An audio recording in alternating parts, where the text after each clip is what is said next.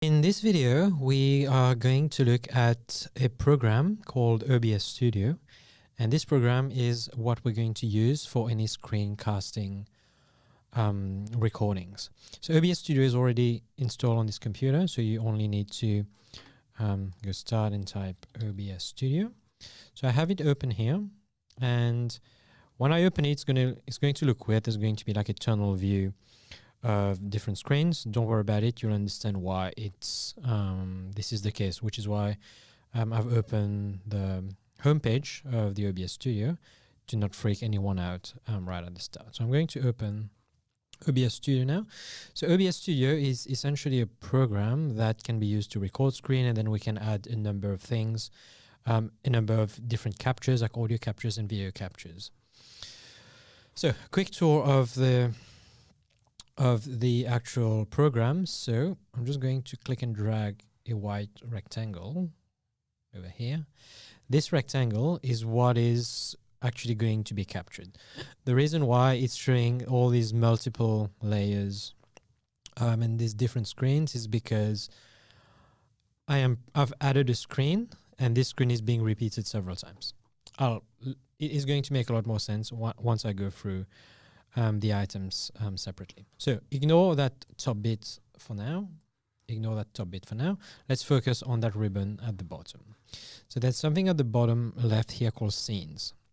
So a scene is a certain setup that you can have, and within each scene you can set different input devices. So at the moment, this scene, for example, says screen only.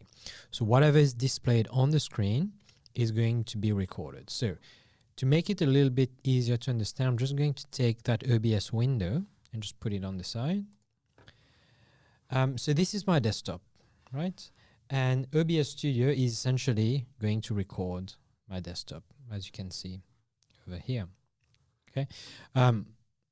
If I put that as full screen and I'm recording, OBS Studio would be recording the entire screen, but I can't show you what it is seeing because it's now in the background. I don't know if that made any sense, but that's the best way I can explain it. So let's move to another scene. This scene is camera only. So at the moment I have, let's go back to the screen only scene. So you can see that I have added in the sources the Rodecaster Pro, which is the audio capture device. And this is the display capture. So the display capture, I've set the display capture as display 1. If you had more screens, you would have seen like different screens. So right now it's capturing my entire screen. You can set different types of inputs. For example, there's something called a window capture. So I can potentially have a window capture that says I just want Chrome. I can go OK. The problem with that is that it doesn't always work. So which is why I don't usually like to use it, and I would rather use the window capture instead. So this is one scene. The second scene is camera only. So right now I have the camera that we have seen in the previous video. I have added that camera within OBS Studio. So I have the Rodecaster Pro here that's doing the sound, and I have the camera that is doing the video. And I'm actually talking into the microphone that is connected to the Rodecaster Pro. So that's another scene, and you can add, if you had two cameras, for example, you could potentially have added a second camera as part of your scene. And then we have the third scene where I have overlaid the screen only, so the same thing as the first scene, plus I have overlaid a camera here, and I can actually move that screen. So I have a scene that contains the screen and the camera. These three scenes are the three scenes that will be, by default, existing when you open OBS Studio. All right? So you don't have to stick with one scene in the middle of recording. Okay? Even when you start recording, you can switch between these screens. I know what you're going to think. It's going to be really annoying if I am recording something here, or if I'm using a program, it's going to be really annoying to go back to OBS and then change the scene and then keep recording, etc. Yep, I absolutely understand. And we actually have a workaround that, which I will talk about in the next video. So there isn't much you need to know with OBS Studio. So once you've selected your the screen, the scene that you want, you can start recording. So I can start recording now, and what it is recording is only this, remember, okay? So you're not actually recording all that bit at the bottom. Well, at the moment it is because this is part of my screen. But once I switch to another screen, this is what is going to be recorded, okay?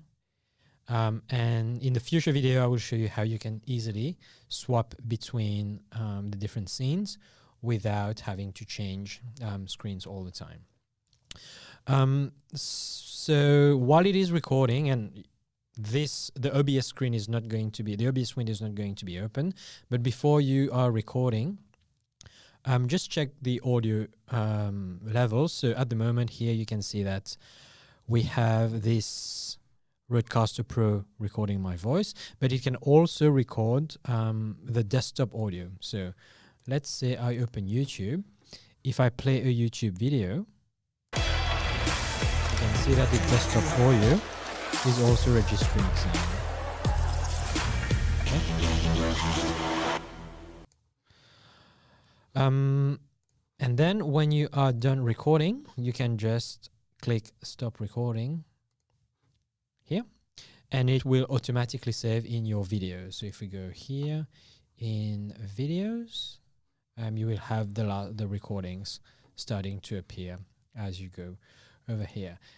Even that start and stop, there will be an opportunity for you to do that, or even pause the recording if you want to stop and start again. You won't actually have to go back into OBS and do it. So OBS Studio, that program, you only need to open it at the start to set up the different things, be familiar with the scenes. If you want to move things around, for example, with this, you can potentially move it around at the start to set up the scene. And once you click on start recording, not start streaming, start recording, you can very easily just minimize that program and it will keep recording in the background. You don't actually need it.